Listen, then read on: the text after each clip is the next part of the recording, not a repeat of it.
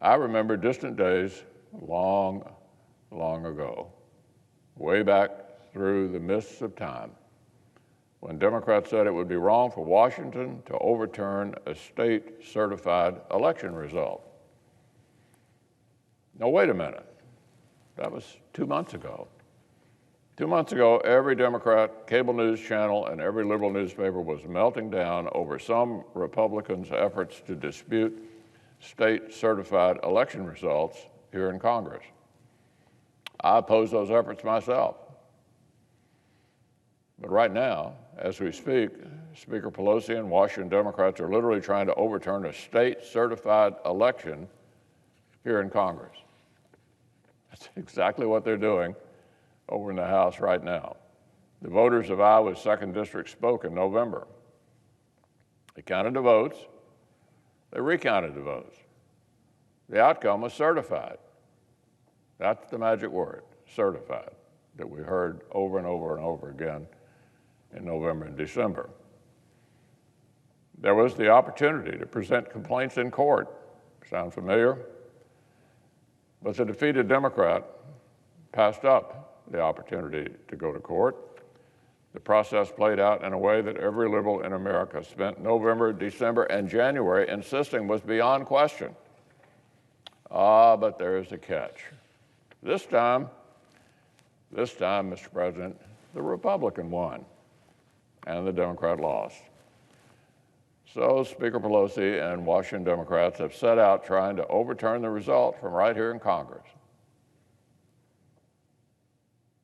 Congresswoman Miller Meeks has been sworn in. She's here. She is working. But Democratic leadership is trying to use brute political power to kick her out and replace this Congresswoman with a Democrat whom she defeated.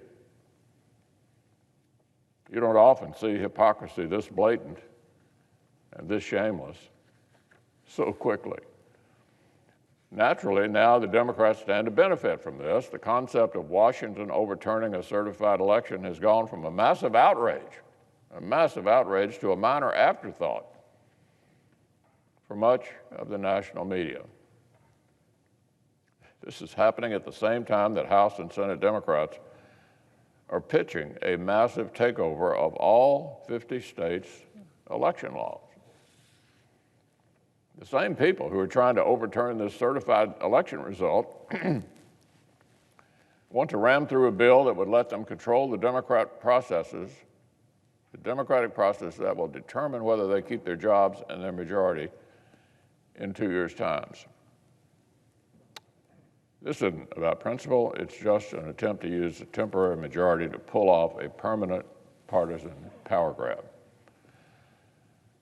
Democratic leaders have razor-thin majorities in both chambers. They're obviously afraid they're going to lose them. And so they've decided their top priority is a Washington rewrite of election rules. The 2nd District in Iowa is just the appetizer. Soon, Democrats want to come for the main course. Every congressional district, all 50 states, every election for federal office would have to be run the way liberal Washington lawyers who donate to Democrats prefer. Voter ID, their bill bans it, unless states implement a huge loophole that makes it meaningless.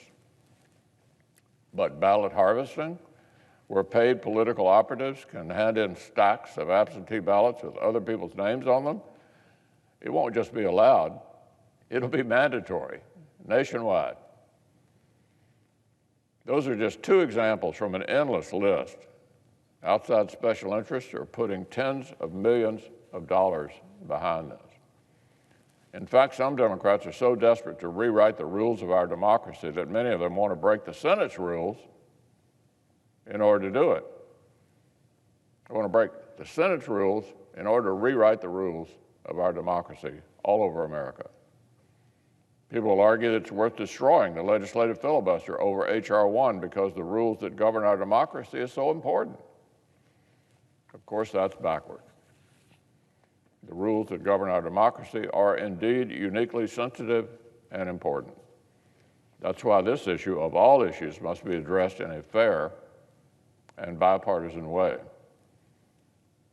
This isn't a uniquely justifiable place to shred the Senate's rules and ram through something partisan. It is a uniquely unjustifiable place to do it. I worked with Chris Dodd to spearhead the Help America Vote Act back in 2002, a big landmark elections bill that made it easier to vote and harder to cheat.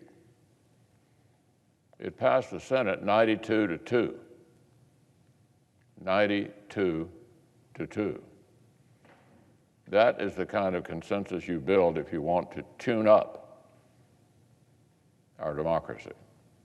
That's the kind of broad bipartisan support that exists for making it easier to vote but harder to cheat. A far cry from overturning a result from the last election and dictating the terms of the next one.